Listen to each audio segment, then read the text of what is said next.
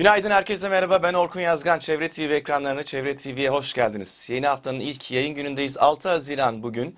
Bir gün öncesinde 5 Haziran Dünya Çevre Günü'ydü. Dünya Çevre Günü özel yayınımız bugün aynı zamanda. Gün boyu birbirinden değerli konuklar olacak. Onlarla çevre gününü konuşacağız. Bugünün önemini konuşacağız. Ve hepsi kendi konularında, kendi alanlarında birbirinden değerli isimler. Ve gün içinde dop dolu bir çevre günü yayınıyla çok özel olarak Çevre TV Haber Merkezi olarak bugüne hazırlandık. Şimdi az sonra Undp Türkiye Mukim Temsilcisi Louisa Vinton bizimle birlikte olacak. O yayın hazırlıkları devam ediyor. Az sonra görüşmek üzere.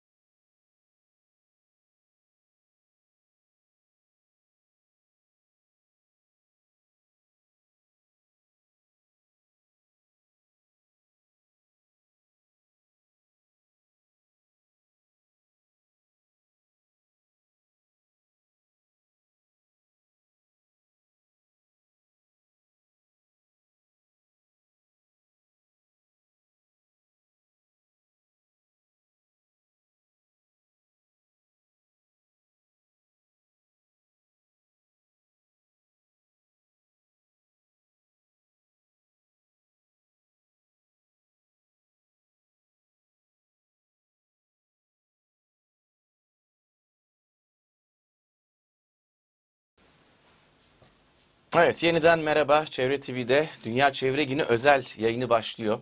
İlk sırada ilk konuğumuz son derece özel, çok değerli bir isim. Birleşmiş Milletler'in Türkiye Mukim Temsilcisi Louisa Vinton bizimle birlikte olacak.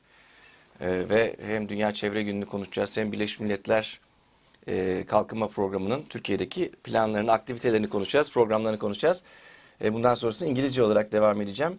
Miss Vinton, welcome to our program. It's a very and big pleasure for us to be together with you in that very special program. Welcome again. Thank you very much for having me, and thank you very much especially for calling attention to World Environment Day, which I think is a very important occasion and one where we need to remember the Earth.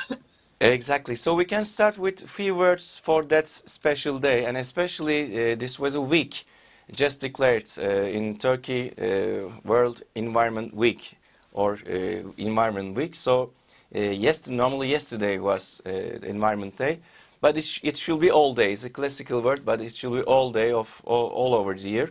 And as UNDP, you are working on that subject, on that mission intensively, we can say. Yes, in fact, this is one of our core goals, and I think the film that you showed at the beginning of the program really captures our sense of what's happening in the world very directly, that we're running out of time, if not we've run out of time, to save nature, and we depend on nature for our survival, so we really need to get active and get active very quickly in demanding more ambitious action from governments and societies to ensure that we don't destroy the Earth that we depend on for our survival and more importantly for the survival of future generations. So this is a really very direct way of saying that at the core of the Sustainable Development Goals that are UN-driven goals, but goals accepted by all governments in the world, including in Turkey, that at the core of this is an effort to ensure that we have a sustainable future.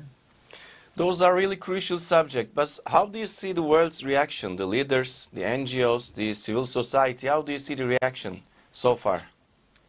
Yeah, I think unfortunately we have to admit that we are very, very far off course, particularly on the challenge of climate change. But as I think you know, the UN sees a triple challenge to the world. And the first challenge is climate change. The second challenge is really the threats to biodiversity and the natural world. And the third challenge is proliferation of pollution and waste, which all three we are not achieving what we need to achieve, despite there being a wide range of binding international conventions and agreements that would drive us toward those goals. And I think climate change is the best example. You know, we've had the Paris Agreement, which committed the world to limiting the increase in temperatures to 1.5 degrees centigrade.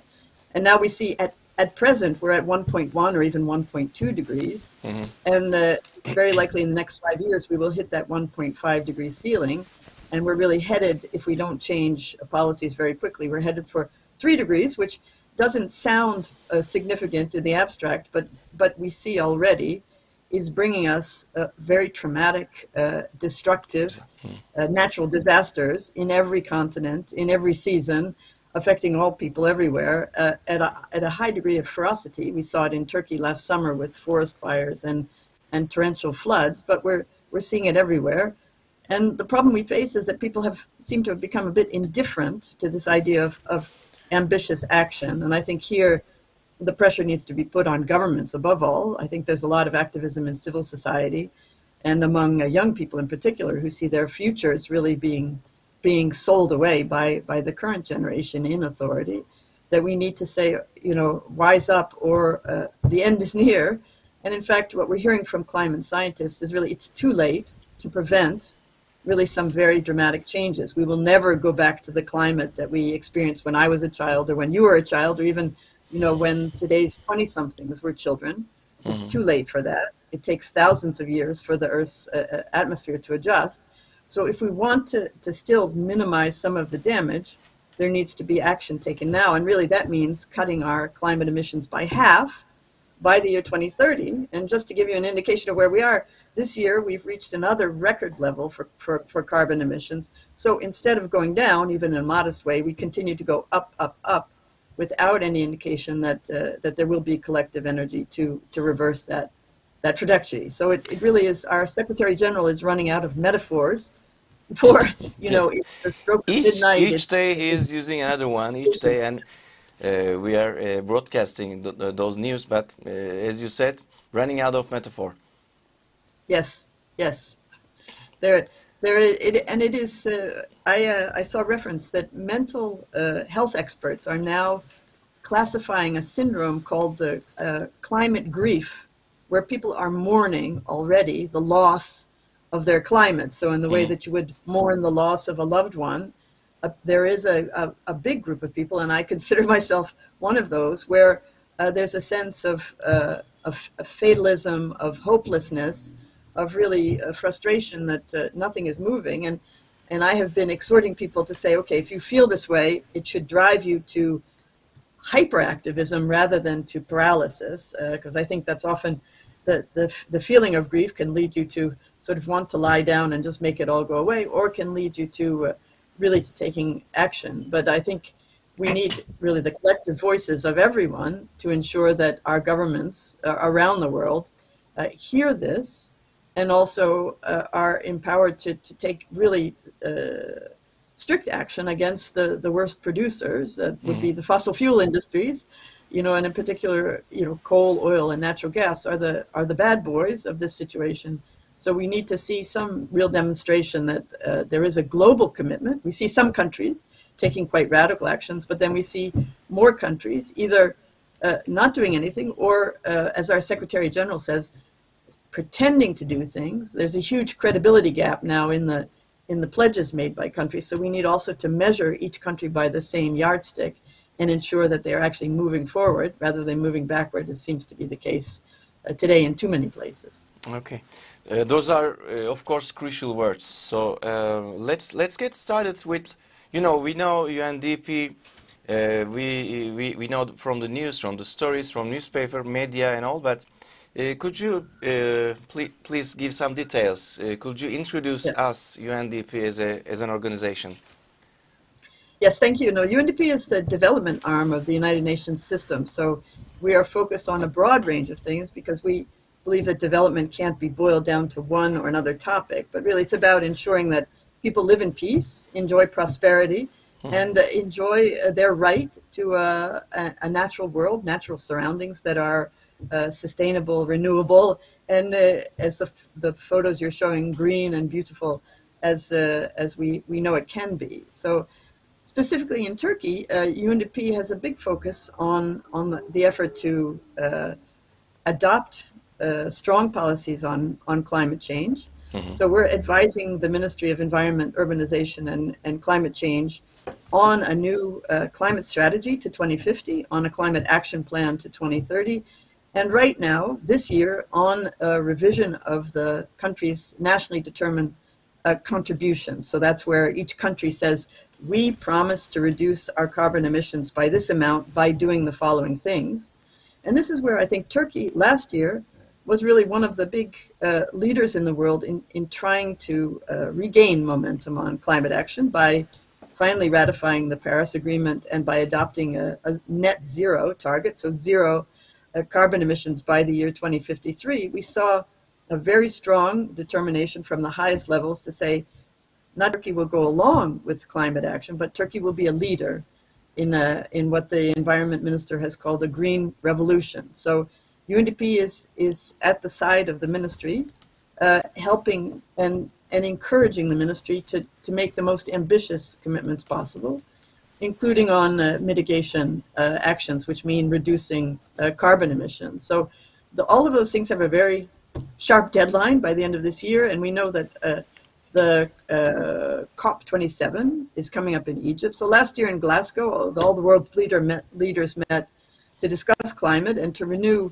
commitment to the targets, and it really was not a very satisfying summit in the sense that people agreed, okay, we need to stick to this 1.5 degree target, but there weren't a whole lot of very convincing or strong commitments to go with it. So everyone agreed we come back this year, 2022, at the end of the year in COP27, and there's a hope that countries will have revisited their pledges and said, okay, we see that otherwise we are facing a very, very stark future, so we are coming up with more credible commitments. So that's one area of UNDP's work in supporting on the policy level.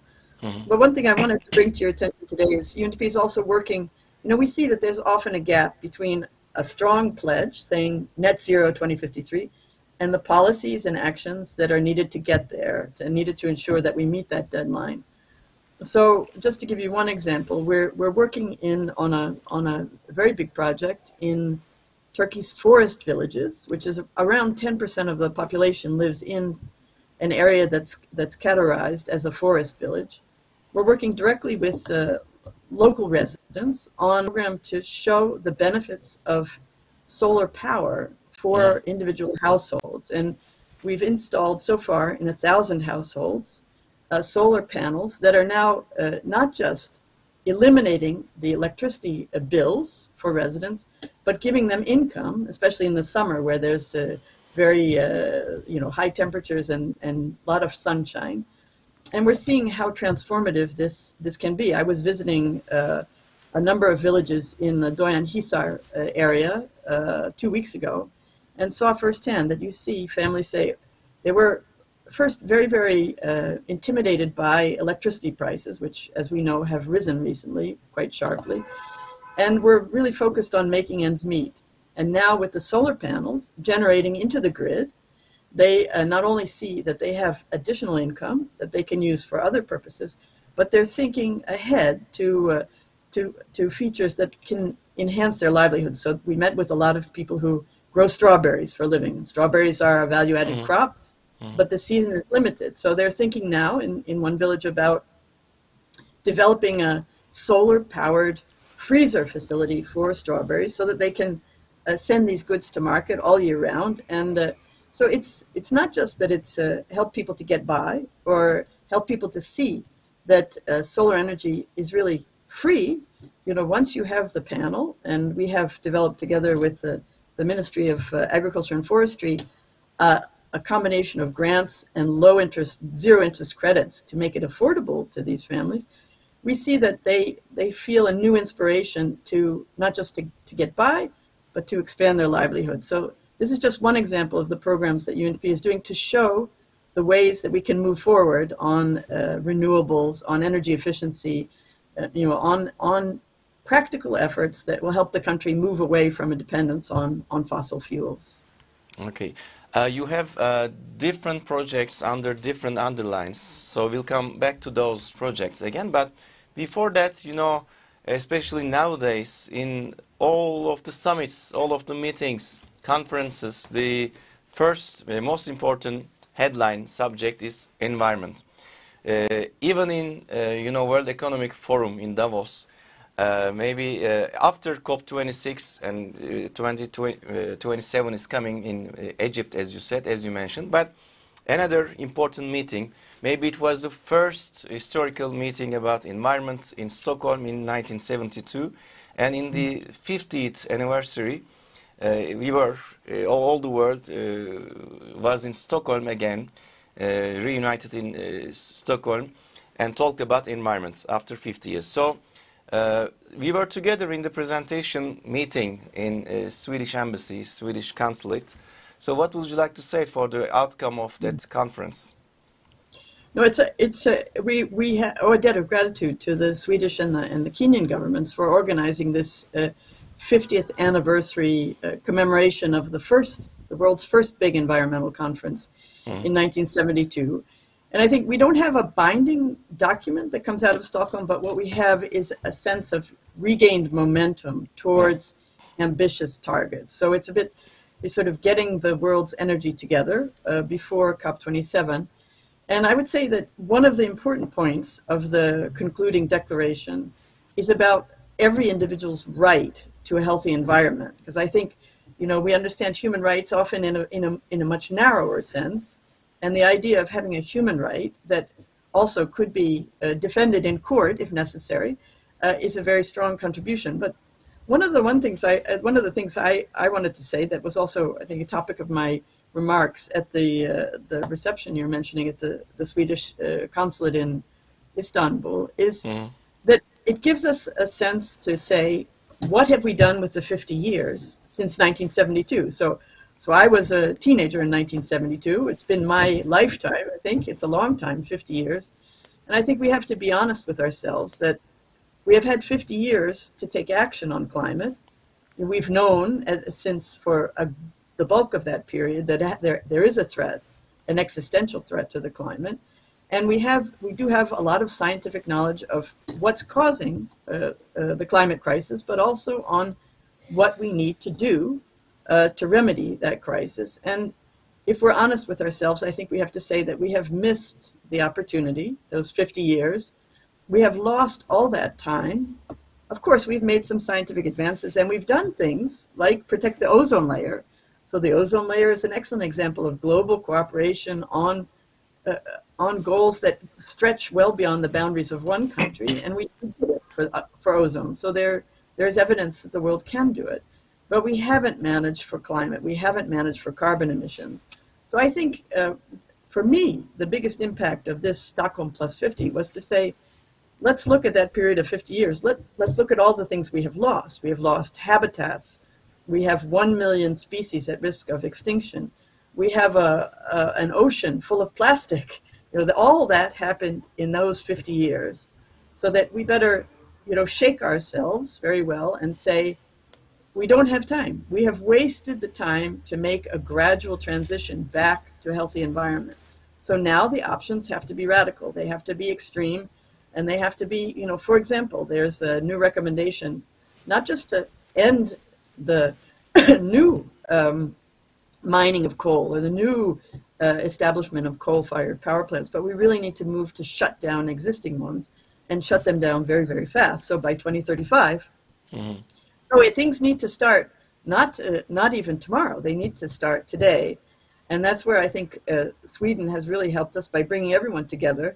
to revisit what was the thinking in 1972 about the environment, what the thinking is now, and indeed the urgency of strong, credible, and verifiable commitments going into the next UN-led climate summit this fall. Yeah, shaping our common future, it says. And it Yes. says Stockholm plus 100. It's true. So, Yes. okay, it's important targets. Let's come back to Turkey and your projects. I have some notes here. Sustainable Development Goals, of course, is the most important phrases, but addressing invasive alien species threats, zero waste also very important, and waste management. Let's start with zero waste campaign, let's say. Yeah. Well, I have to say that we commend Turkey very highly for making so popular the idea of zero waste. So this is a campaign that's been underway now for a while, and I think it's been embraced in a lot of different areas, plastic bags and eliminating waste. But again, this is an area where UNDP is trying to show by doing what is possible. And here we're working in a lot of different ways. I would say that one of our main areas of activity over the past decade has been to support Turkey's commitment in hosting the world's largest population of refugees from the Syria crisis. And our, as a development organization, our focus has always been to support host communities that have welcomed such a large number of people, because with a large number of people, when there's an influx, you see a huge increase in the amount of waste that needs to be managed, in the amount of garbage, in the amount of wastewater, and we've seen that across Turkey. So one of the big areas we've been able to contribute with funding from the European Union primarily is in supporting municipalities to improve their waste management systems. So this has taken different shape in different municipalities, but the biggest investment by far has been in Gaziantep, where we've constructed, working together with many partners, with Ilbank, with municipality, with support from the EU, a $10 million mechanical biological treatment facility, which can now handle, it's now functioning, 100,000 tons of solid waste a year.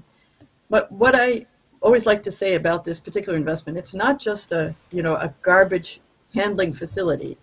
It's an example of the circular economy, of the green economy, because what happens in this facility is that the waste gets sorted. So organic waste goes into organic waste for biogas generation. So generating energy from the organic waste through these things called anaerobic digestion tubes, very advanced technology. The solid waste then gets sorted, and the renewables are not just extracted, but are sold. So there will be a new revenue stream to the municipality from selling recyclable garbage, and another new revenue stream from selling the biogas energy generated by the plant. And already the energy needed to power the plant comes from the biogas. So it's already a self-powering facility. And I think it's just one example. In Hassa region, in Hatay, we have also built a wastewater treatment plant where there wasn't one before. So previously, untreated sewage was being discharged into a creek which flowed into the Asi River, which ultimately, as we know, flows into the Mediterranean. So here we've not just supported a community that experienced a big refugee influx, but helped to create a facility that can serve a far larger community over a long period and ensure that what was once a big source of pollution for an important waterway is now a clean facility. So there are lots of other investments, but it's we really like to focus on the examples of circular economy and green economy. We're working in Izmir with the Regional Development Agency on a different project called, it has a very elaborate name, Industrial Symbiosis. But really the meaning there is showing how the waste from one industry can become the raw materials for another industry. So it involves a lot of collaboration. There needs to be a new kind of thinking about sort of looking in an area-based way at different industries and seeing how they can collaborate. But really the idea is to reduce to a minimum the waste that gets dumped into a landfill or anywhere else. So so that's one part of the equation. And you mentioned invasive species, so we're very pleased. We just launched in the last couple of weeks in Antakya. We have listened to you together with the video coming from Gaziantep, together with Fatma Şahin, the ambassador, Mayor Laudert, and you were there. So we also watched the video while listening to you. Okay. So those are concrete projects. Yes. Those are, you can touch those, not just words.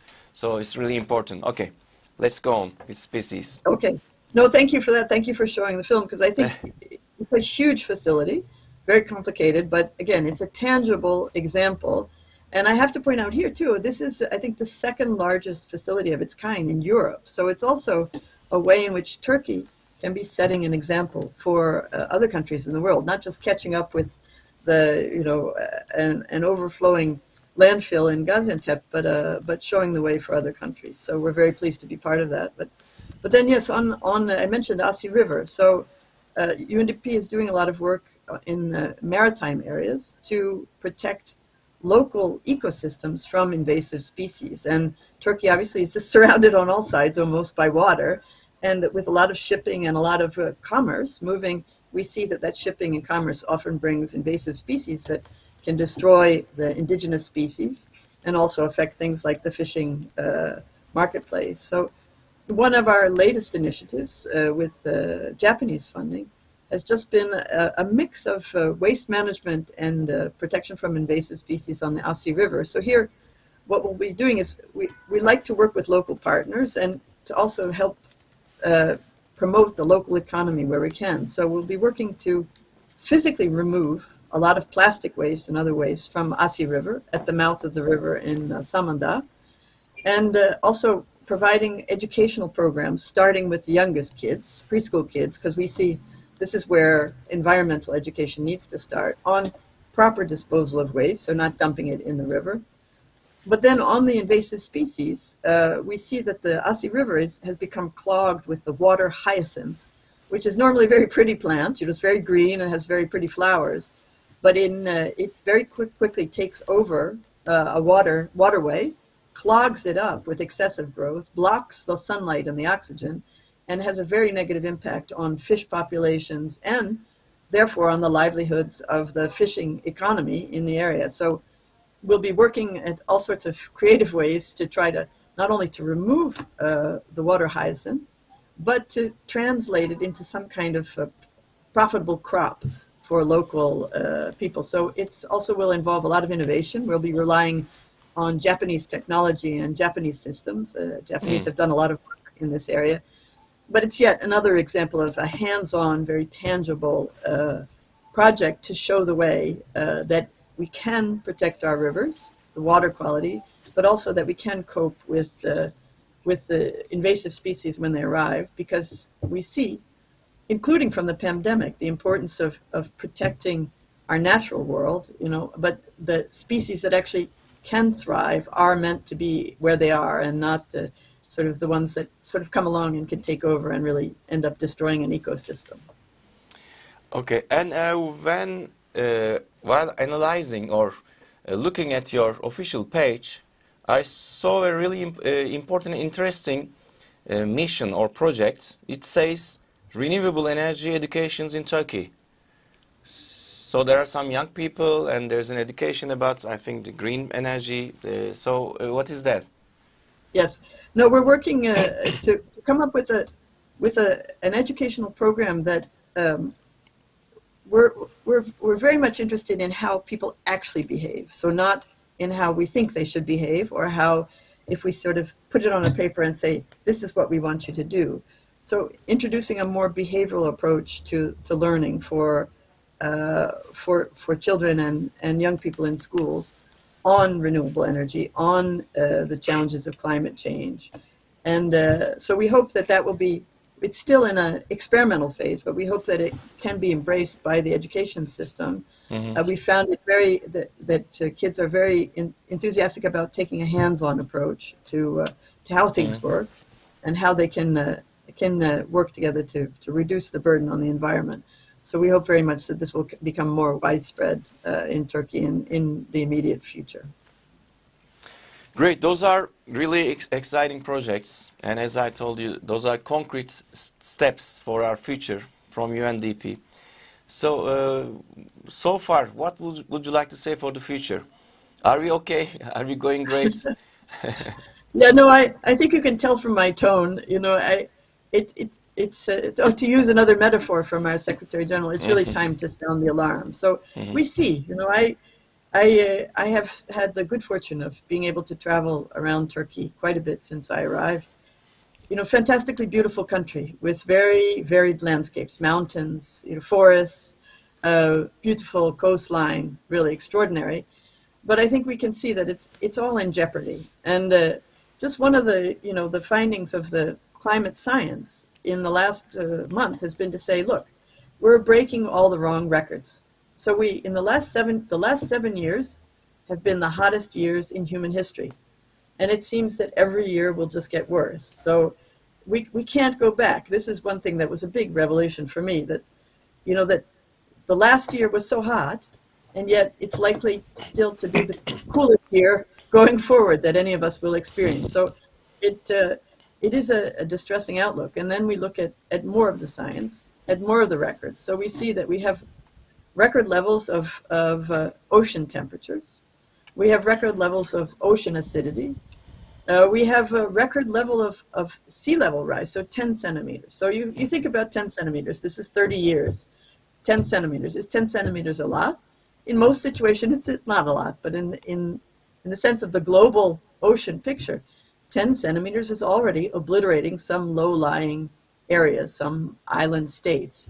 So we see the science is telling us these are not good records. These are world records that we don't need to see.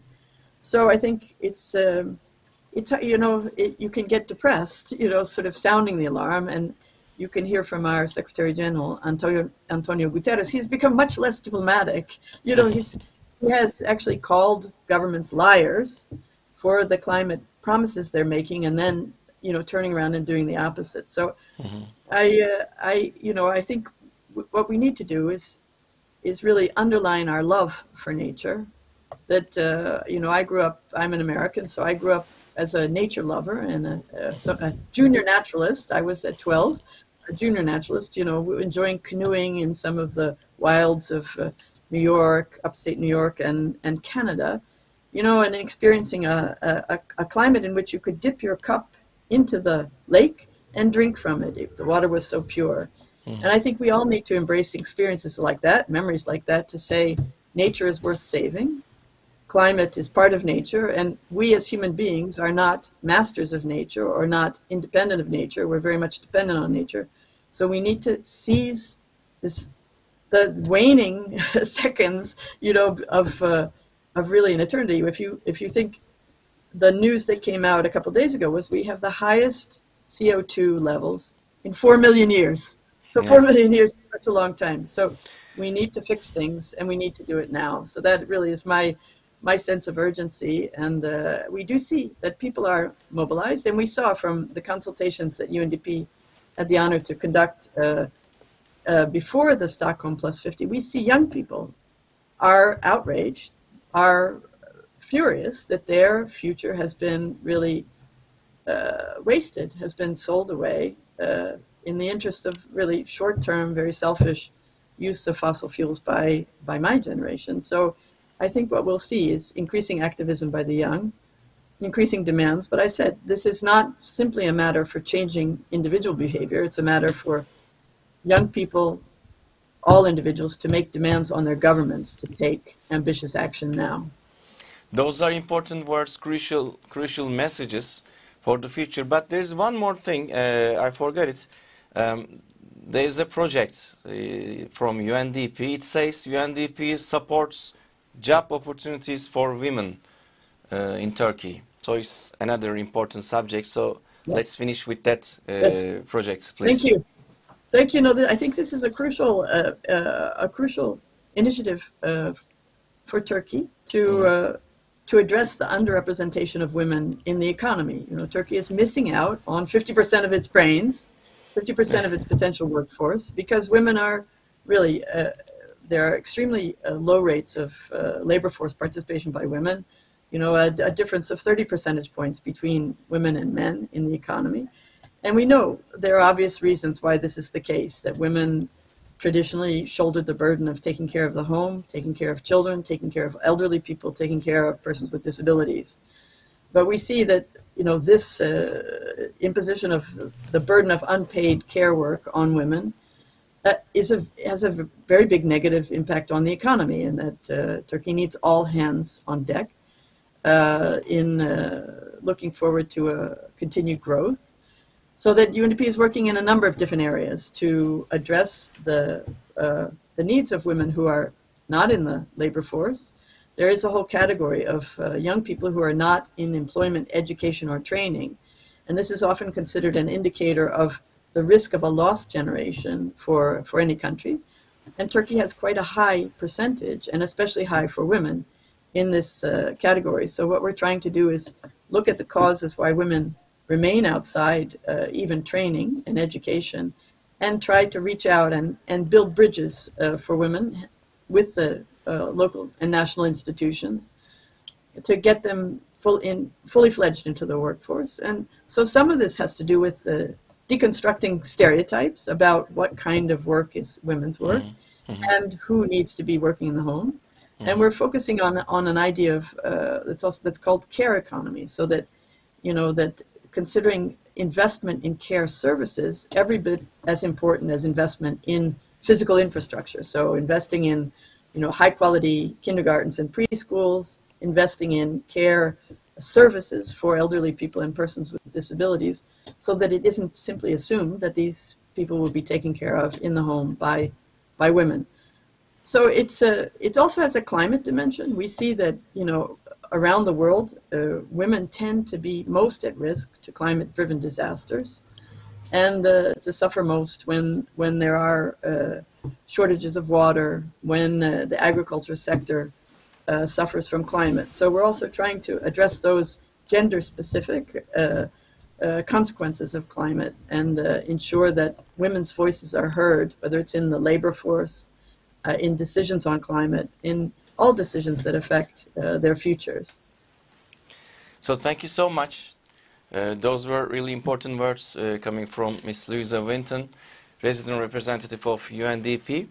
And also really important for us because this is a very special program for a special day for Çevre TV. Would you like to say maybe some words for us, for Çevre TV, because the awareness, the media is really important. No, I'm so pleased to see that there is a service dedicated, really to the idea of environment and focusing so with a laser-like focus on the environment, because we need a specific voice for that. So really, thank you not just for the opportunity to speak here, but for the service you provide, and for calling such positive attention to World Environment Day. And really, I would echo your remarks at the start that every day needs to be Environment Day. Every day we need to think about nature and how important nature is to us, and to do something, whether it's riding a bicycle, or disposing of our garbage, or preferably not creating plastic waste at all. Maybe thinking about becoming vegetarians. I'm a vegetarian and I'm leaning towards vegan, because we see also that diet has an important impact on the climate. So there are individual actions we should take, but also then mobilizing at the local level. We see the importance of the local level in projects like the ones UNDP is very honored to be implementing in Turkey.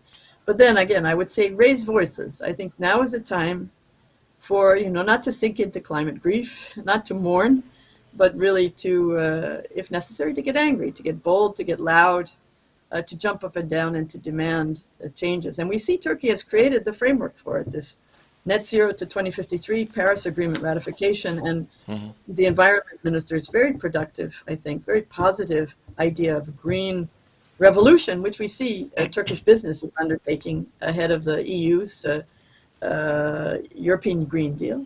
So we see a lot of positive movement, vectors of change, but we really need to see Turkey, joining forces with the rest of the world to say, we can live without fossil fuels, we can live without coal, and we need to put all of our incentives, all of our mobilization behind renewable energy and behind nature protection. So that would be my my advocacy for the day is really let's all focus on renewables and protecting nature, and for our health, for our safety, but also for the chances that our children and their children will be able to enjoy the kind of planet that we were able to enjoy in our youth.